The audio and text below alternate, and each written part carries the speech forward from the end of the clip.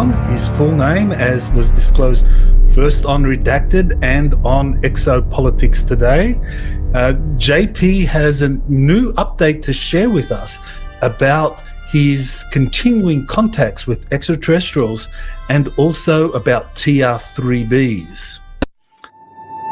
You're listening to Exopolitics Today with Dr. Michael Salla, your source for the uncensored truth regarding the human, extraterrestrial, global, and political agenda. Click the like button and subscribe to this channel. And now, here's Dr. Michael Salla.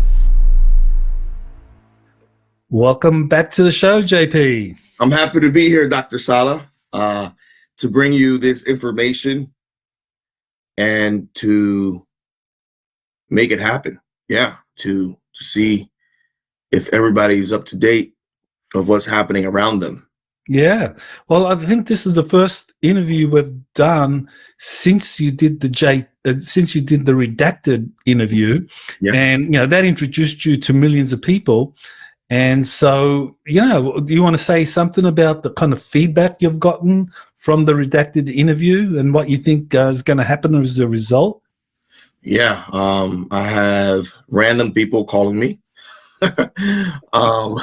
My name is out there, so I think people are finding my number, and out of nowhere I get a phone call. Hey, okay, can I invite you for my Christmas party? I'm like, dude, a lot of I can Google my name now, and it's out there, so it's changing a lot of things, Doc. But it's for the better, I'm here to bring good information, and I believe that this is coming from the side of the white hats. Yeah, well, it's been quite a journey, hasn't it? I mean, we've known each other since 2008, and in 2017, I first started introducing you to the public, but it was just I just wrote about you and you shared some photos that you gave me, and I said, these are photos from JP, so no one knew what you looked like, no one knew what you sounded like. And then we went to the disclosure, what was it? I think it was in Colorado. Yeah, Veils of Disclosure, one of those disclosure events that were held there in Loveland, Colorado. Yeah, I think Jordan was there. A lot of people. Right. Yes, I introduced you to a few people, but you were still pretty much incognito. And then later on, we started to do some updates where you came on, and it was just a black screen. People just heard a voice. And then finally, we did the mask. Went to the mask. Some people loved it. A lot of people didn't. Yeah, I know the mask. Now I did an update yesterday, and I put it on for everybody. And maybe I could do it for your crowd. And a lot of people didn't like the mask, but people were like, "Oh, because it sounded funny." I could bring the old JP back for like here we go. 1 minute. One for old sake. Yeah, that's how it sounded. Yeah, so like I was telling people on stage, having this on was like a nightmare because I was sweating, I was drip dropping inside. I was like, I don't know what to do. So taking it off also for the first time this year. So this year it's been a big leap for me, Right. Taking the mask off, showing my face, and now before the year, like we promised, giving my name out. So right, we kept our promise of, giving who I really was this year. Exactly. And it's been worth pointing out, this wasn't done for show. This wasn't done for theatrical purposes at all. You've been threatened. Yeah. Your family's been threatened. and you did it to protect your family. That's why we did it this way, to just like slowly reveal things. Mm-hmm. And and I remember you telling me that the Air Force officer that's kind of like your handler who gives you the green light, he was saying to you, no, it's not safe to go public now. It's not safe to go on redacted, because we were talking about, I remember talking to you about being on redacted about 6 months ago, and I remember you were told that it's not time, it's not safe. So it was never done. All of this stuff was never done because we wanted to make a show of it or promote you. It was done purely for your safety and for your family's safety. That was the only thing we ever did. And also, we were waiting for certain things to happen in the politics or in different places before me showing my face, like the whistleblower protection. We're waiting certain things to happen in order for to do it step by step. And we know now, everybody knows that 2026 is going to be an exciting year. Okay, all right. So now we're very clear that. Everyone knows now that everything that we did was so that we could protect you. It was not about show. It wasn't about promoting you or anything. It was just really all about protecting. So yeah, why don't you now tell us about this latest update and what happened a few nights ago? We're talking about December 26th. Yeah, this happened after Christmas. I went out. I wasn't feeling good. So I took a drive with my new truck, and I went towards. Once I got out, so I was getting like a sensation, like, oh, I feel like driving a little bit, I feel like going out. And when I get that, it's like some sort of frequency hits me, and I feel like going out. I feel like exploring or doing something, and I know deep inside something might happen. While heading out my house, my house, I live in the wooded area. I got a message on Signal, and it said, meet us here by 7th. And I read it. I'm like, okay, this is weird. So I started heading to 7th Group Special Forces Unit. And before 7th Group, if people that know that have been here by Eglin Air Force Base, there's a lot of wooded area with a lot of dirt roads. So I started heading over there.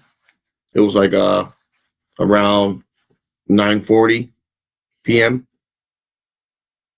at night. Like around there.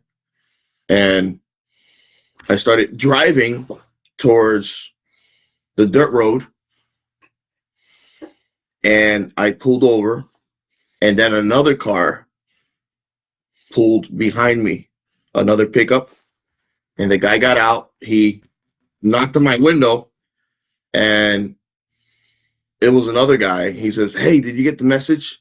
I'm like, "Dude, yeah, I got the message." And he's like, all right. So follow me.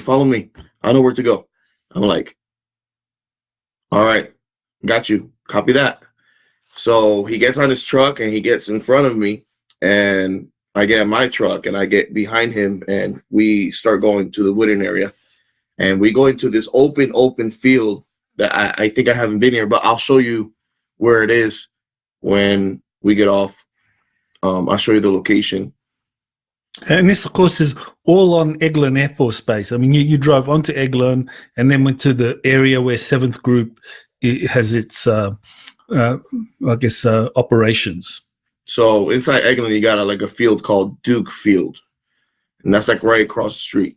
So we go into this open field, and we see 3 triangular ships, 3 of them, and they're stationary, and they have guys with their dress in black tactical gear, and they're like just looking around like this.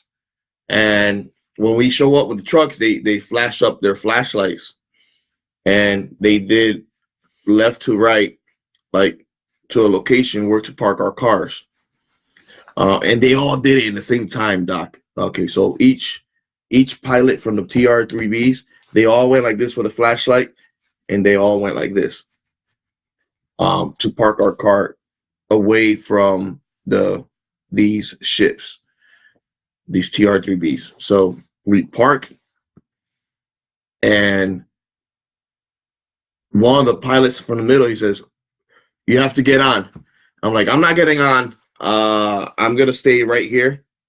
And he's like, "You're already here. You're already here. Or you get on, or we're gonna put you on." And I said, "I'm not gonna get on. I'm not gonna get on. It's a day, before Christmas. I don't know how long we're gonna take. So, my family's home. I'm not gonna get on."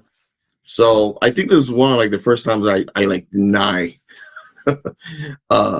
to enter into one of these TR3B. So he says, "Okay, all right. You want it that way? All right." So the other guy from the pickup, he says, "You're not gonna get on, bro."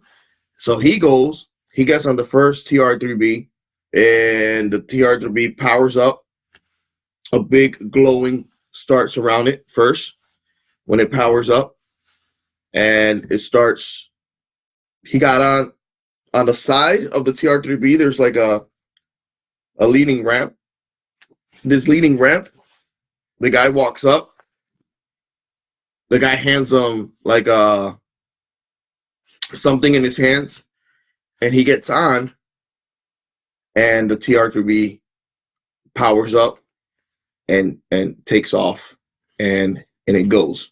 So now just for people that maybe aren't familiar, the TR3B as kind of like originally put out is a large triangle-shaped anti-gravity vehicle that's about 600 feet in diameter. Now, what you saw that isn't that big, right? So it's like a TR. It's like a TR3B, but they're smaller. There's different sizes of these type of ships. So it might be like a TR3. It might be a TR6 or something, or a TR something like that. But it's the size of a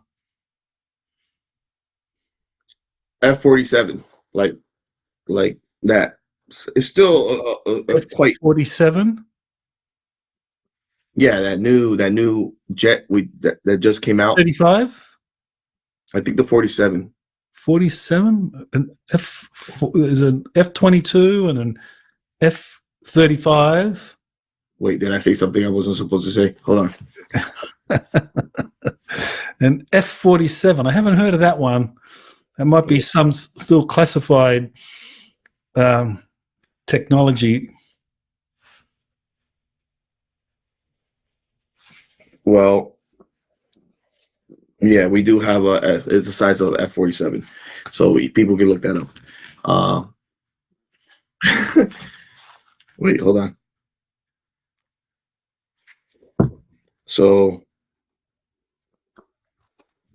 I don't know if you can see it. Okay, that's the F-47. Really? Okay, I've never heard of it.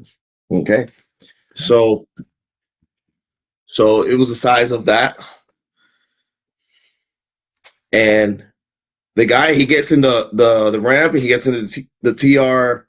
Let's call it the TR3B, and it takes off. And then another car comes up right behind the third car. So it's the pickup, me, and another guy shows up. And then the other pilot does like this to the flashlight to park right behind us. And the other guy comes out from the car, and he's like really happy. And he's like, "Where am I going?" And the guy in the end, he says, "You're coming with me." So I guess he's used to it. He was used to it. So he runs to the TR3B. The guy gives him something, and then he gets on the TR3B, and he starts taking off. Then the middle guy, he still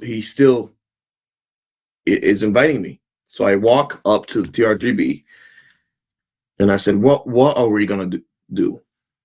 So I'm here. talking 15 minutes with him. I says, what's going to happen? Where are you going to take me? And what's going on? It's almost 10 o'clock. What are we going to do? So I was a little bit more hesitant from the other two guys. He says, we need to show you something in the Gulf of America. We need to show you something that's happening. And I'm like, how long is this going to take? He says, don't worry about it. We'll have you back before 12 or 1. I'm like, bro, why are you going to take me? Why are you calling us? Are these two guys going to the same place? He says, the first one, he is going to go to the same place, but the second one, he's not going to the same place. He's going somewhere else. So I start looking up and I start seeing a sphere coming. And then he looks at me with a side eye. He says, you sure you're not coming in? We're going to follow these guys. And I look up and I see like an orb. And it from far away looks like an orb, but it gets closer. And then I get that sensation of Nordic field. And this ship shows up on top of the TR-3B of this ship that we saw. And it hovers over the middle ship and then it takes off straight up. And he's like, they're waiting. We need to go. So I get in the ramp. Super cold. I'm wearing my civilian clothes. I was wearing jeans. I was wearing a jacket. Actually, I was wearing this jacket. I wear this jacket to go. I had a black shirt. I had my boots, and I had another hat that I have. And I get in the TR-3B, and when I get in the TR-3B, I see that there's a split off like this. There's a split off like this, and I get in. He says, go this way. So I get in, and then on the wall is like curved out, but there's seats that comes out. The seats are lifted up, but the seats, you can bring them down and you can sit on them. He says, sit there. He did not let me get closer to the front. He says, stay right here in this location, right next to the ramp. Okay, do not go to the front. And I'm like, okay, I'm gonna stay here. So and the other side also, there's seats. There's like, I can see like 2-3 seats that do the same thing, that they're lifted up, but you can lift them down and you can sit on them, and then you can wrap. There's like seat belts that wraps around, and you connect them. So your shoulders are it's like a big strap like this big dock that strap around and goes down, and it goes around your leg area. It straps down and it goes around your leg area, like right here. And you can strap it into the chair.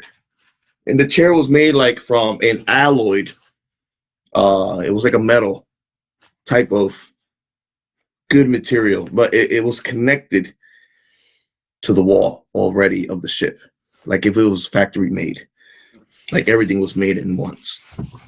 So I sat down, and once I buckled, I felt a little bit of G-force, and it was like if it was floating, the ship, you could feel the ship rocking, and it was exactly what's happening right now, and it's floating, and I'm like, oh crap, oh man, I'm feeling everything, Usually I don't feel, the G-force or nothing, but I'm feeling the G-force. Apparently, these ships, they have the ability to take that out or leave it on if they're doing short trips. So it takes too much energy if they turn on the field completely, and they conserve the energy or field. So I was feeling the G-force of, I felt my face going back like this, and we were just, it shot up, and I felt it like if I was on a roller coaster in Busch Gardens. I'm like, what the heck is going on? So it took us like 15 minutes. I did not see no clouds. There's no windows or nothing.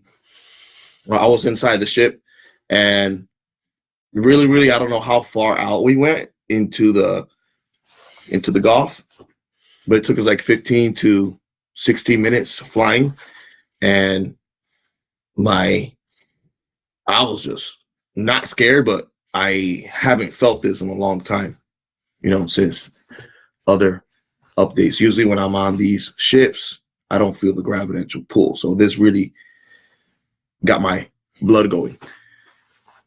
So I feel it rocking again after 15 to 16 minutes, and it lands, and it lands. And the pilot or the guy, I'm sure there was another guy over there flying this thing with this guy, but the guy that was outside with a flashlight, he comes out again, and then the ramp falls down, and I go outside, and it smells like oil. I'm like, what's that smell? What's that smell? So they land on this big, like this big, like not an oil rig, but it's like, it looked like a little factory in the middle of the ocean. So I'm looking around. We get off the ramp, I take off my seatbelt. I get up, and I'm a little bit dizzy. He says, "You'll be okay. You'll be okay." So can you describe maybe the interior of that flying triangle craft? What was it? When you go up the ramp, it splits up. It splits up into the triangle. On the walls of this TR-3B type of craft, we got chairs that pull down, right? These chairs are connected to the craft. So it's made of like a grayish black color interior, the same color that the outside looked like. So this color is inside and outside. I don't know if it has to do with the type of metal or the energy that it intakes, or where the energy they're getting it from the air itself. So the metal looks like if there were little circles connected to each other. The whole wall is connected. It's like black, grayish little circles. It looks like cells, like little cells. Like when you get close to it and you see the wall, it is like a grayish black color, and it looks like little cells connected to each other. And you can feel it, and it's really cold, like really cold. Like if you keep your hand there, you can get like if you put your skin on it, it is really cold. You can get like hurt. And it's not hot. I was thinking, okay, is it hot or cold? Is it hot because it's burning my hand? But I think it was super cold. So whatever energy it uses is like a cold type of energy. Whatever, it turns everything cold. So I did not really. He told me to stay in that location, so I did not really see the front part of it, of the ship. I know that I had to bring my head down in order to enter the ship and walk like in a crouched position. Yeah, crouch position in order to get to the seat. If I stood up, Doc, my neck would have been like this. So it's not that high. So once you enter, you got to go on a crouch position. Now, when you say it's not that high, I mean, what comes to mind is that, well, was this craft made for humans? I mean, adult humans to? Well, I mean, who was it made for? I'm not sure, but I saw American pilots flying it, and they also was crouching. The guy that picked me up, he was like a little bit higher than me. He was like 6'2", and he he was crouching into the ship as well. So I guess it's like it could be back engineered type of ship, and they have to make a ship a certain size in order for the energy to work a particular way.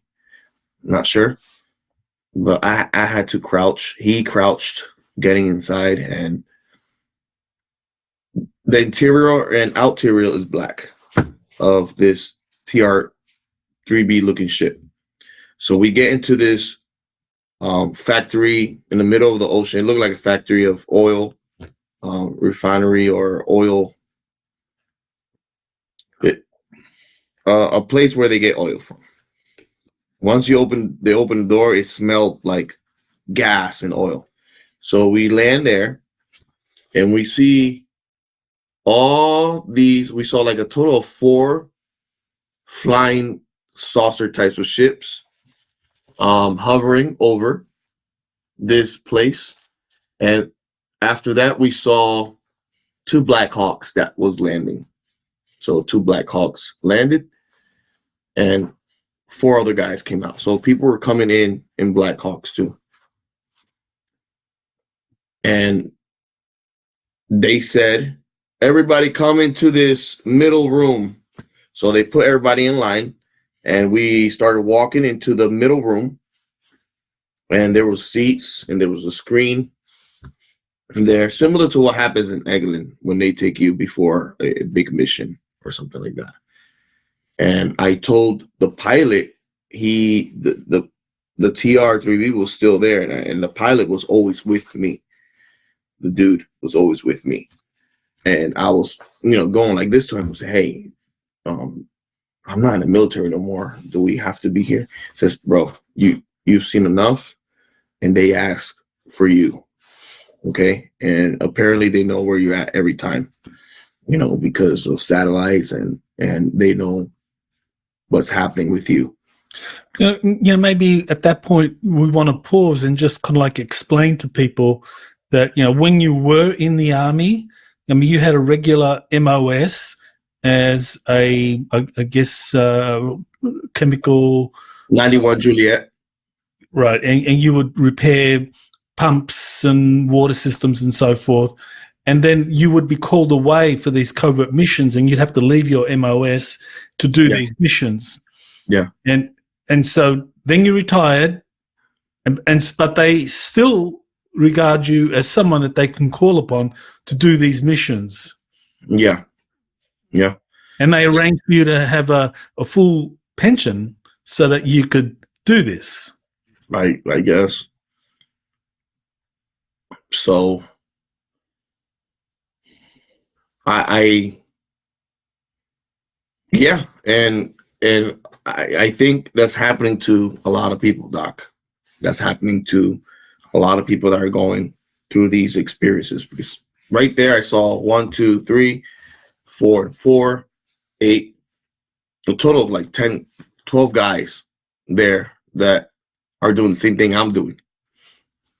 And I'm thinking about why they're not coming out. But I think 2026 is going to be the time that these other soldiers are going to come out. The grunts, disclosures of the grunts. That's why I was talking with Clayton, because that age of disclosure, all these people, pilots and high-ranking people came out, talking about this stuff. And I think also Stephen Greer is going to come out with some good information soon. He's going to come out with some good information, and I'm going to connect you with a person, Doc, that is leading research on the Bugosphere. So it has a connection with other things that are happening around the world, with people from India. I told in the Clayton and Redacted interview about the people that live in our moon that look Indian, and that they're connecting with the Earth, and that's where the egg-shaped ship comes from. And you have these people that did a treaty with the governments on Earth, and something about don't come back here, or we only invite you and you guys come, don't come without being invited. the treaty, a lot of people thinks about the treaty being, oh, you're not allowed back here on the moon. The treaty talks about, we invite you. You guys don't just show up. Okay.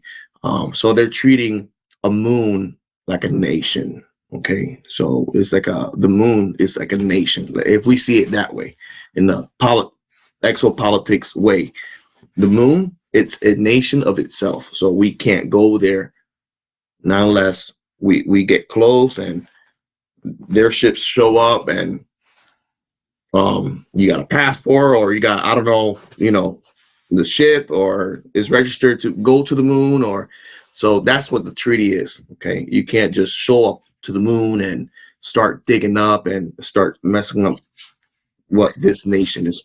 I don't know if that's the first time you heard about that.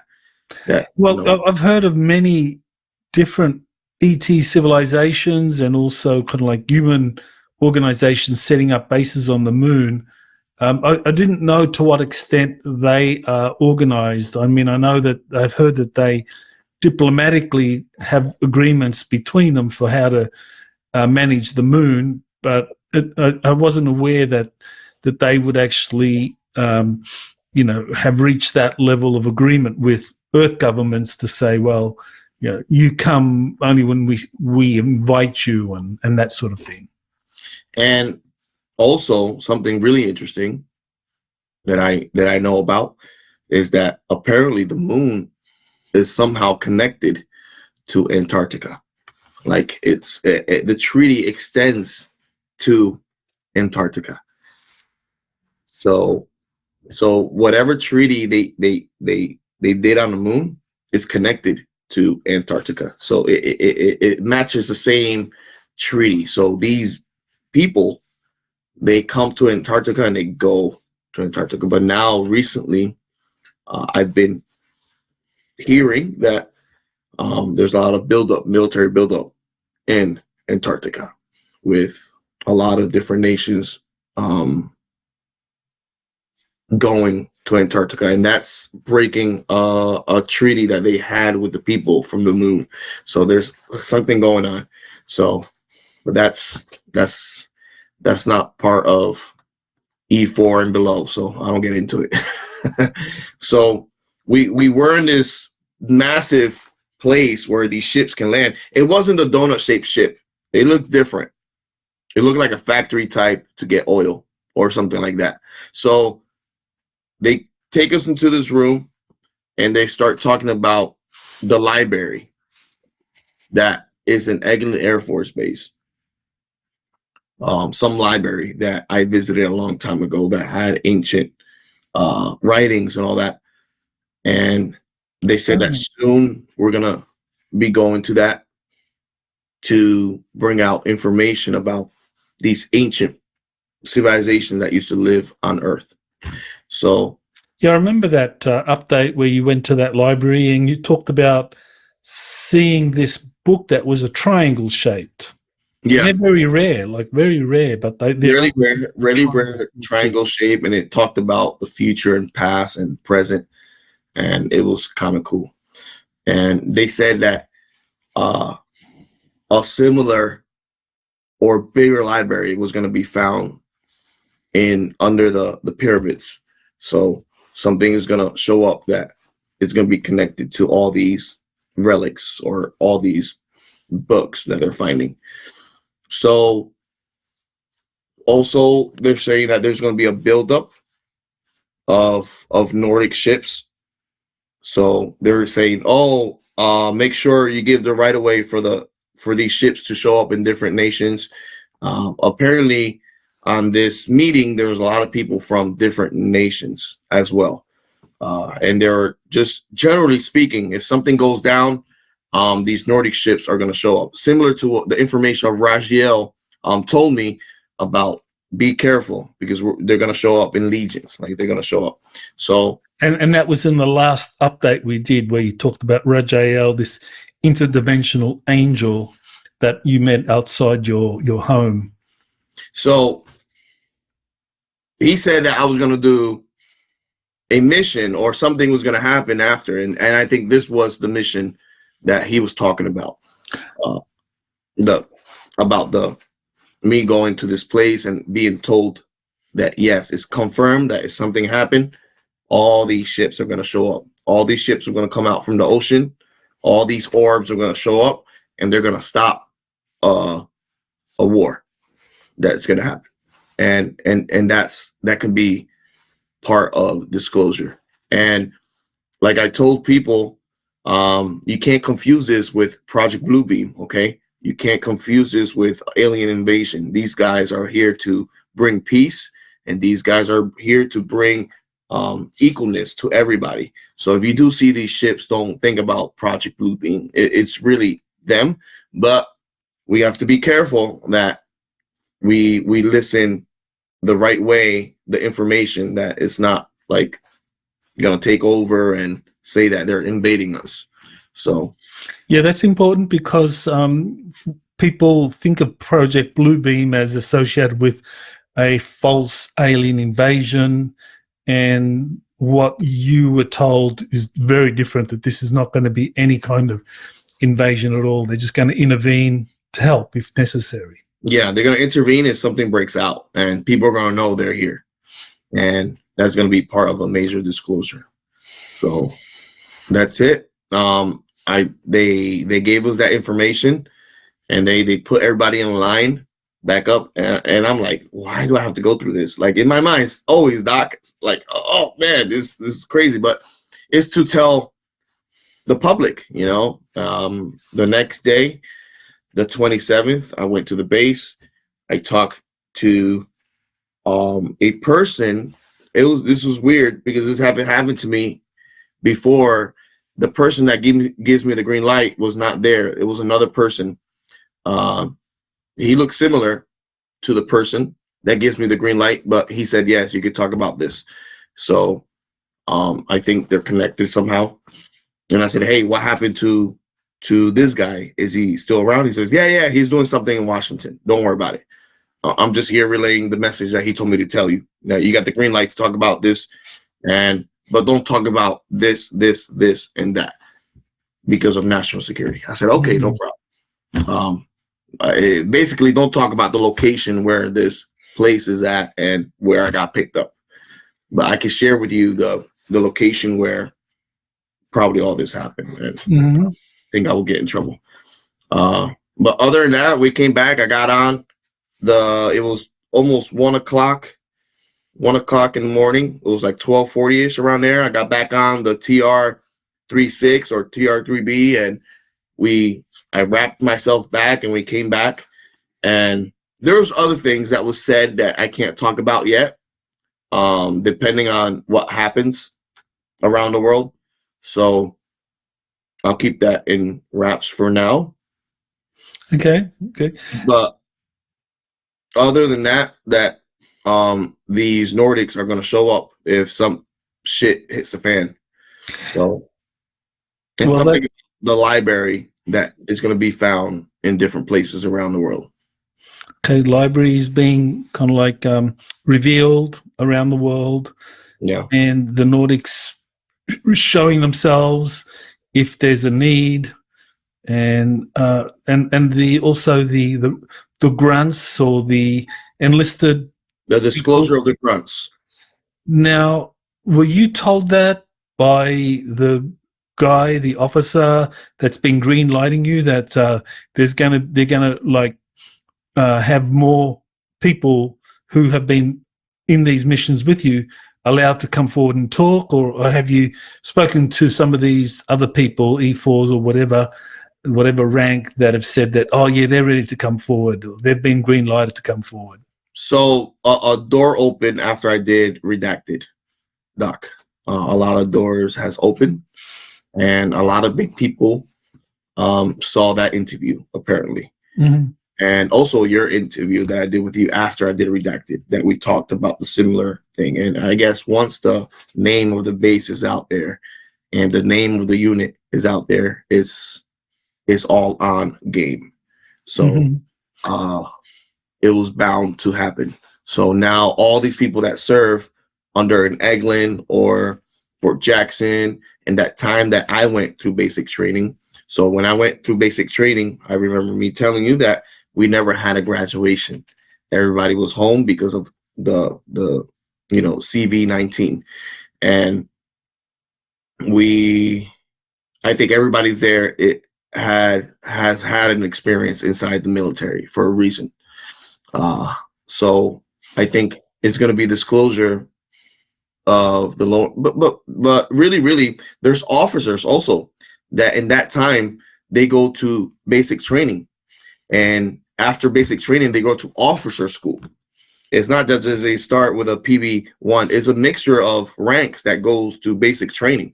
It's not just lower enlisted. There's people that are going to become officers because of their bachelor degrees or something like that after basic training, and they go straight to officer school in high rank already.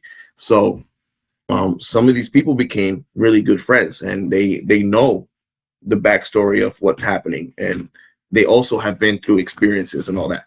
So it's not just you got people that enter the military under 3 years that are already officers.